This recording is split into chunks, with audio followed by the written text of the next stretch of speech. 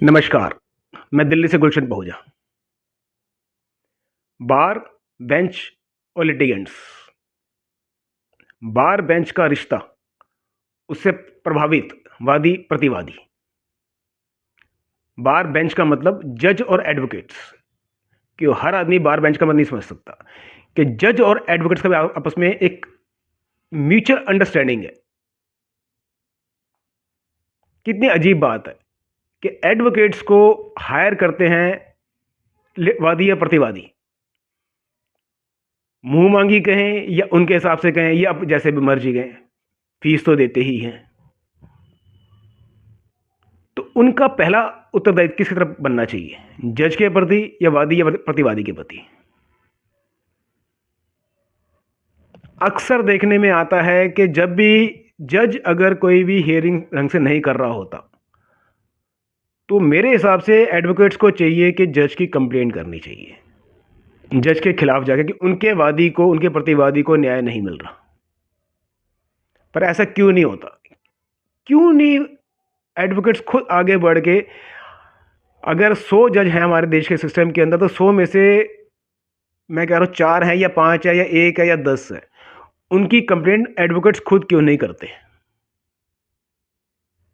उनको दिख रहा है कि उनके सामने वाला जज सीट पे कम टाइम दे रहा है, उनको दिख रहा है कि सामने वाला जज जो है वो उनकी बात को नहीं सुन रहा, उनको दिख रहा है कि जज न्याय के प्रति संवेदनशील नहीं है। वादी तो सिर्फ अपने केस के लिए वहां पे जाता है, तो पर वो एडवोकेट्स तो उन जज साहिब को दिन में कितनी बार देखते होंगे, या हफ्ते में 4 बार देखते होंगे, या 1 बार देखते होंगे, या अपने सर्कल में उनके बारे में जानकारी मिल ही जाती है कि वो जज कितने काम करने में एफिशिएंट है। होना ये चाहिए था कि आज की डेट में जितने एडवोकेट्स हैं उनको आगे बढ़ के खुद ऐसे जज की बाकायदा एविडेंस के साथ कंप्लेंट करनी चाहिए थी। आज डिजिटल का युग है, एविडेंस क्रिएट करना और एविडेंस बनाना कोई मुश्किल नहीं है।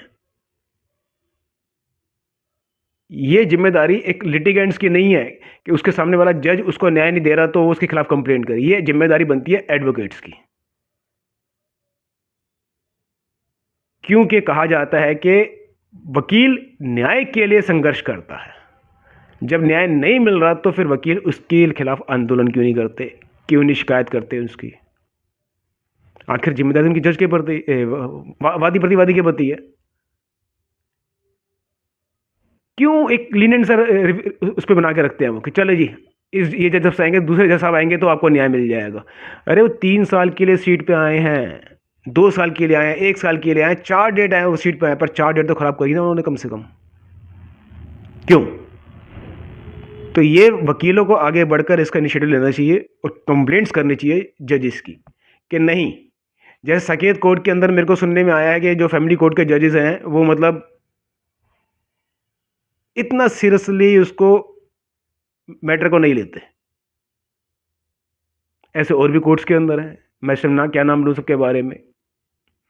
तो अधिवक्ताओं से ये प्रार्थना है कि वो अब आगे बढ़कर अपने वादी प्रतिवादी को न्याय दिलाने के लिए किसी भी हद तक जाएं, चाहे उनको जज के खिलाफ कंप्लेंट करनी पड़े विद एविडेंस कि आपने ये सब ये पेपर दिए थे, ये रखा था, लेकिन जैसा उसको कंसिडर नहीं किया, उससे अगले केस को फैसला होने की वेट ना करें।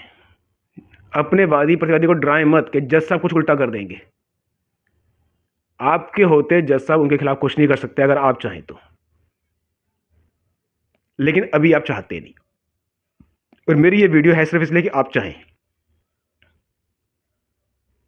तो मैं उम्मीद करता हूं कि अब आप जो भी जज अपना काम ढंग से नहीं कर रहे, वादी प्रतिवादी के नहीं सुन रहे, कोर्ट के अंदर टाइम कम दे रहे हैं, टाइम पे सीट पे नहीं बैठ रहे हैं, एरोगेंस दिखा रहे हैं, तो उनकी खुलकर शिकायत करना शुरू करें।